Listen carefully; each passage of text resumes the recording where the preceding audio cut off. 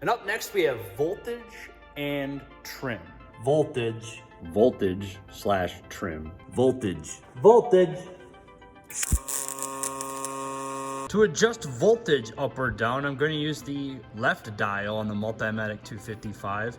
And this is going to help me determine how the height of my arc that I want to have. This is a big driver on my overall heat input.